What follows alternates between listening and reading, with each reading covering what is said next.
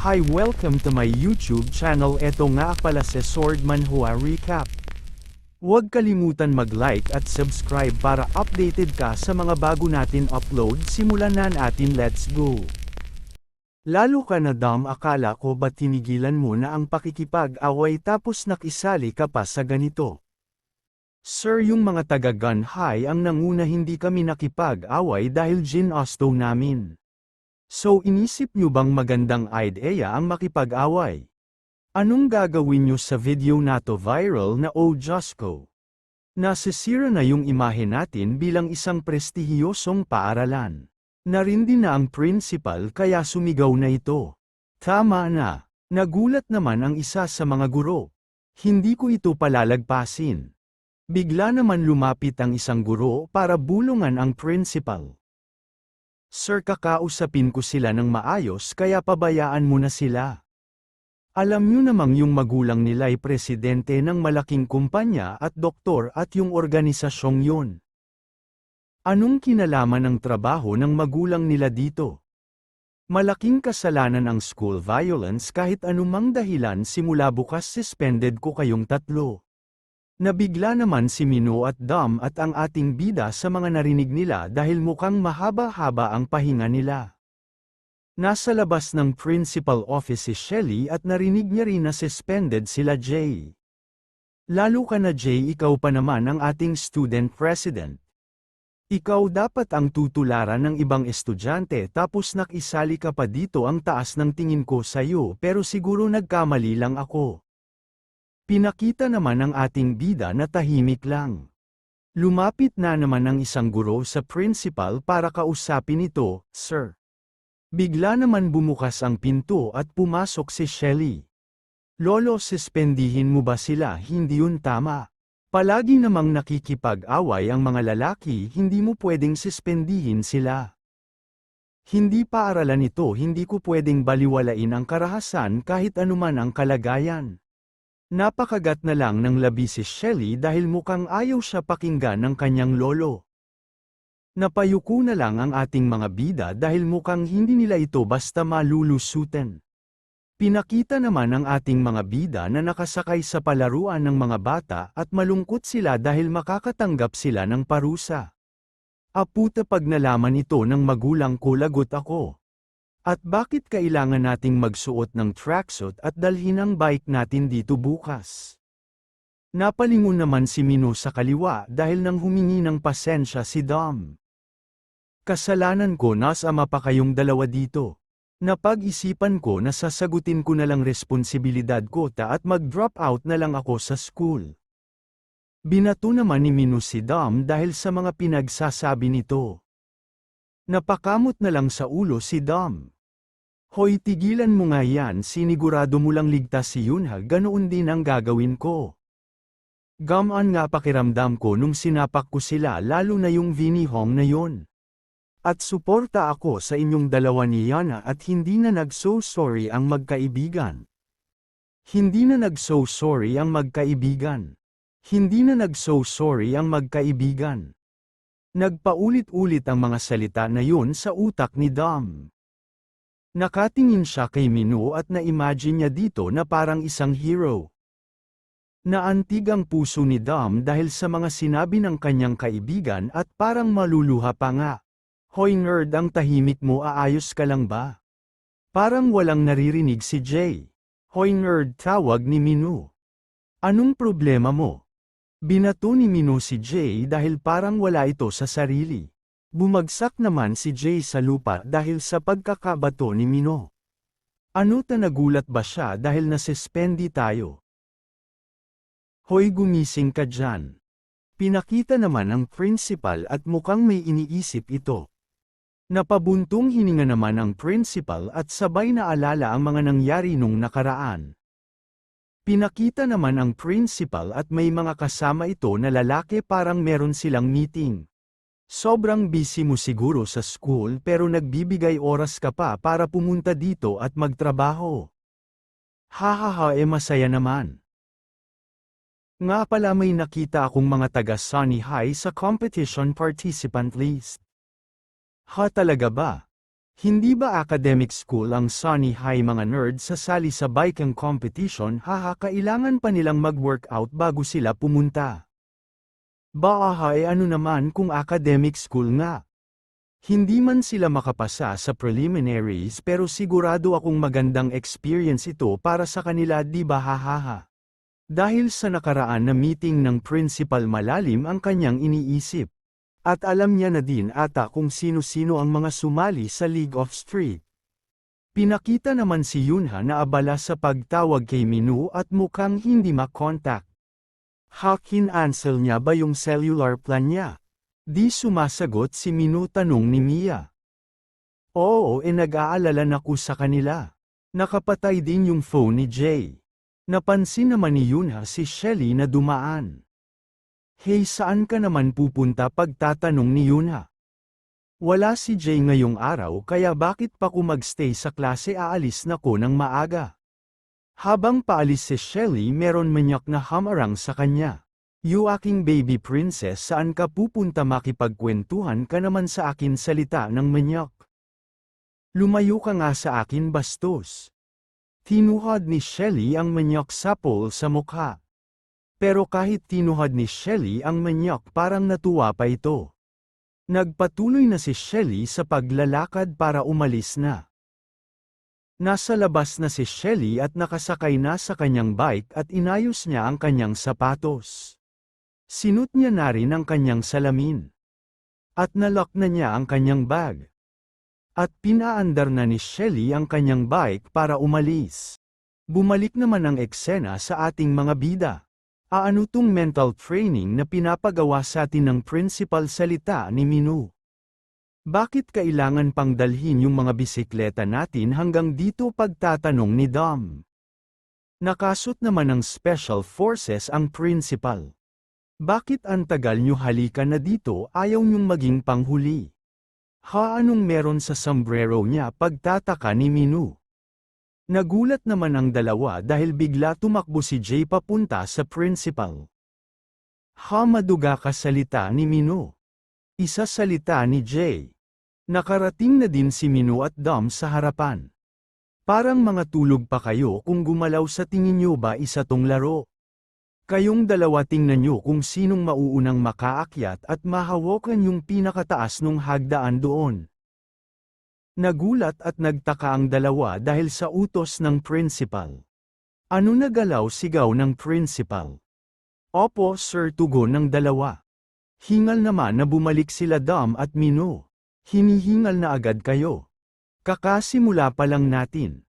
Simula ngayong araw hindi na ako ang principal nyo, ako ang white-bearded Vulcan na magsasanay sa inyo mentally, kuha.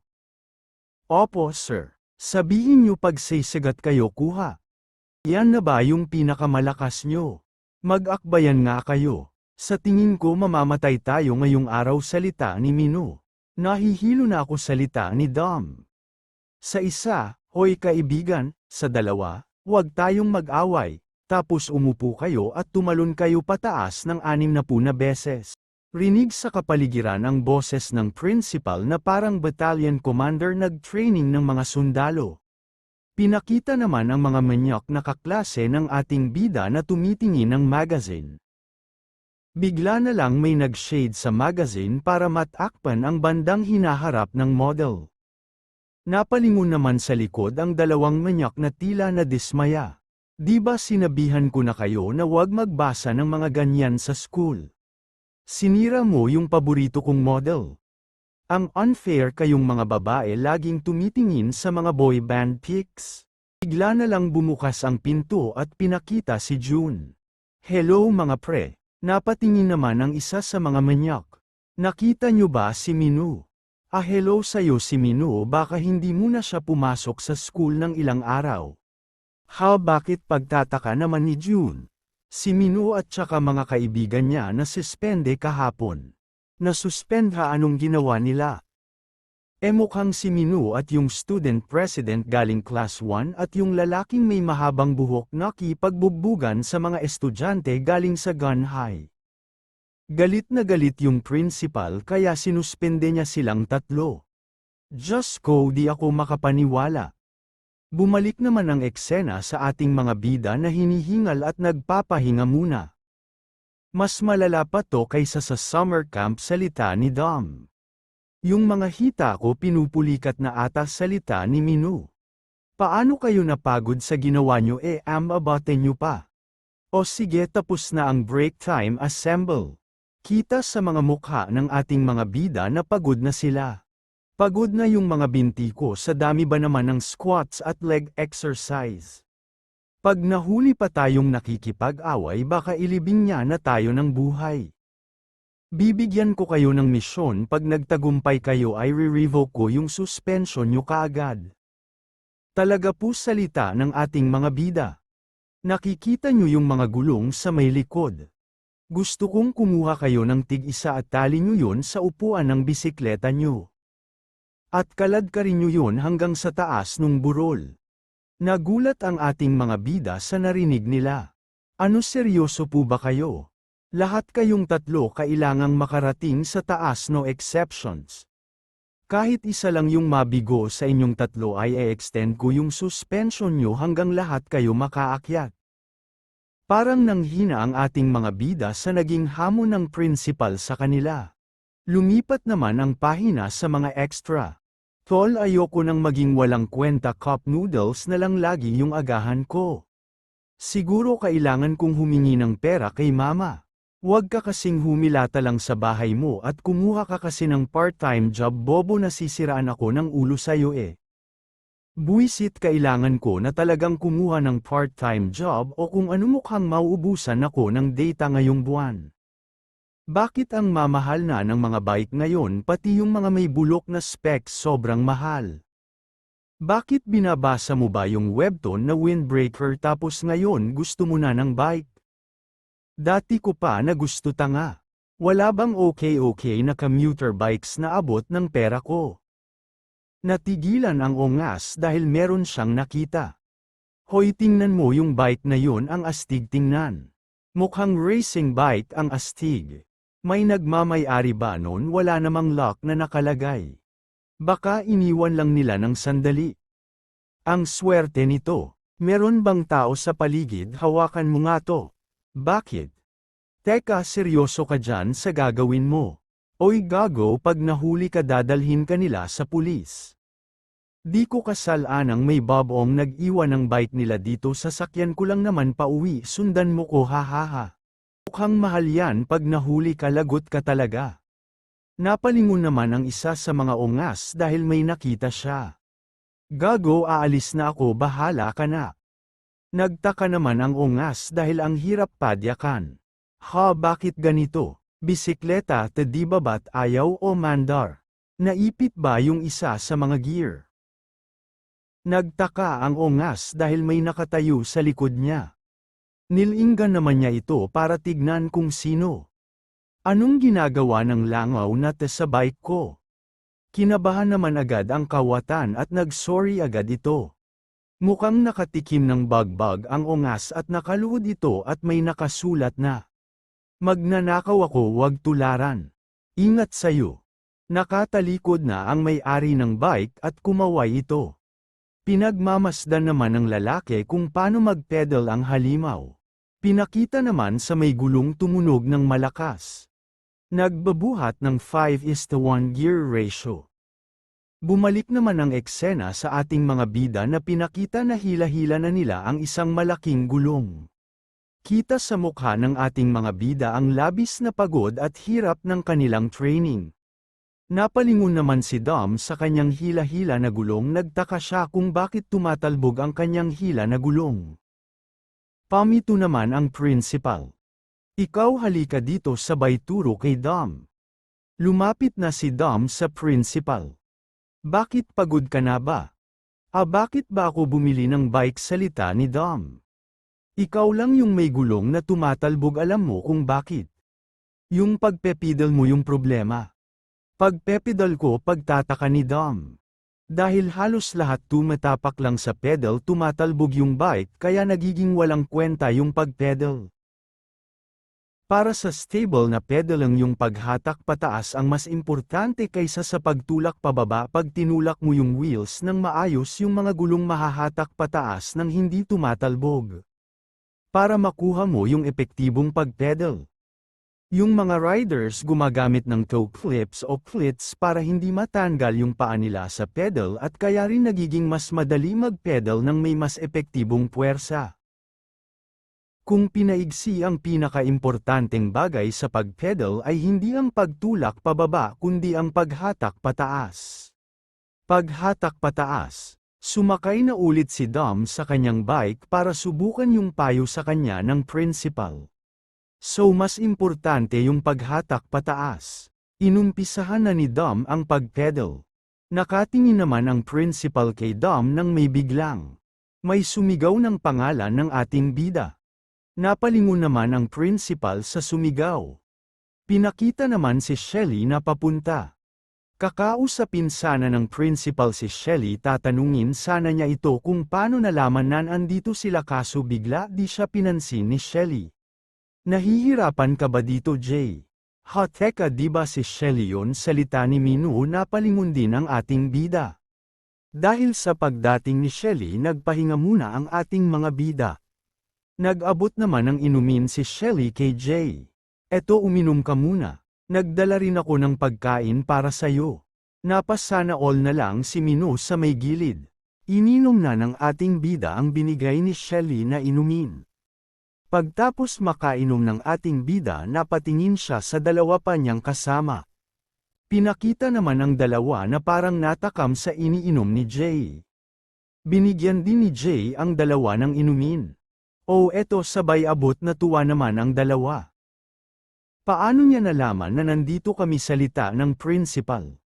Wow, mas masarap talaga ang ion energy drink pagkatapos mong magpawis. Sorry guys.